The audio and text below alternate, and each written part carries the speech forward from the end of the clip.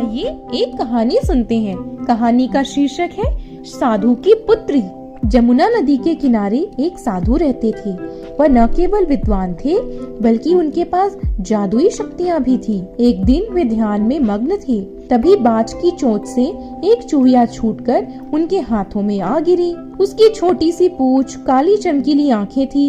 उन्हें वो बहुत अच्छी लगी, पर घर ले जाने से पहले उन्होंने जादुई मंत्रों का प्रयोग करके उसे एक लड़की में बदल दिया। वे लड़की को घर ले जाकर अपनी पत्नी से बोले, तुम हमेशा से संतान चाहती थी ना, तो लो, आज से ये हमारी पुत्री है। इसे पूरी देखभाल व स्नेह के साथ पालो। साधु की पत्नी भी अपनी पुत्री को देखकर प्रसन्न हो उठी। वो उसे राजकुमारी की तरह पालने लगी। साल बीतते गए, नन्ही लड़की एक सुंदर युवती बन गई। जब वो 18 वर्ष की हुई तो साधु व उसकी पत्नी उसके लिए वर तलाशने लगे। साधु ने कहा, मेरी बेटिया का विवाह ऐसे व्यक्ति से होना चाहिए जो सबसे बड़ा हो। मेरे हिसाब से सूर्य ठीक रहेगा। पत्नी ने भी हामी भरी। उन्होंने जादुई मंत्रों का प्रयोग करके सूर्य को नीचे बुला लिया। उन्होंने उसे अपनी पुत्री से विवाह करने को कहा, पर पुत्री ने पहले ही मना कर दिया। वो बोली, पिताजी, यह तो बहुत गर्म है, मैं उससे विवाह कैसे करूंगी? मैं उससे विवाह करूंगी जो इससे भी बेहतर हो। साधु निराश हो गए। उन्होंने सूर्य से कहा कि वे ही कोई वर सुझाएं। सूर्य ने कहा,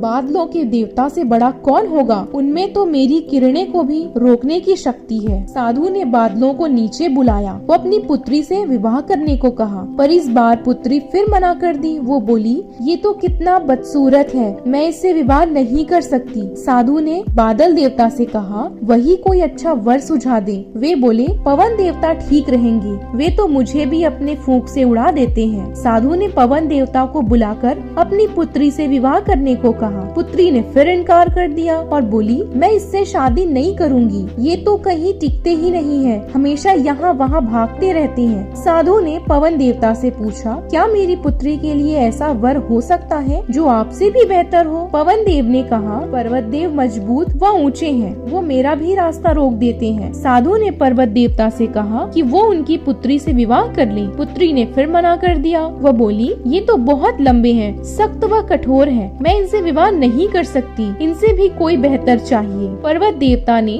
चूहे का नाम सुझाया। वे बोले, माना कि काफी सख्त, मजबूत व ऊंचा हूँ, पर चूहे मुझ में भी आसानी से बिल बना सकते हैं। साधु ने चूहे को बुलाया। उसे देखते ही उसकी पुत्री खुश हो उछल पड़ी। हाँ पिताजी, यही तो है वो जिससे मैं शादी करना चाहती थी। साधु ने सोचा, इसे ही किस्मत कहते हैं। यह एक चूहिया थी और एक चूहे से विवाह करना चाहती थी। इसके भाग्य में लिखा है। उन्होंने जादुई मंत्रों के प्रभाव से पुत्री को फिर से चूहा बना दिया। चूहा व चूहिया विवाह करके खुशी खुशी रहने लगे। इस कहानी से हमें यह शिक्षा मिलती है, कोई भी अपने मूल स्वभाव को नहीं बदल सकता। इसी तरह की और इंटरेस्टिंग कहानी सुनने के लिए हमारे चैनल को लाइक, शेयर एंड सब्सक्राइब करें और हमें कमेंट करके बताएं आपको ये कहानी कैसी लगी। जय हिंद, जय भारत, धन्यवाद।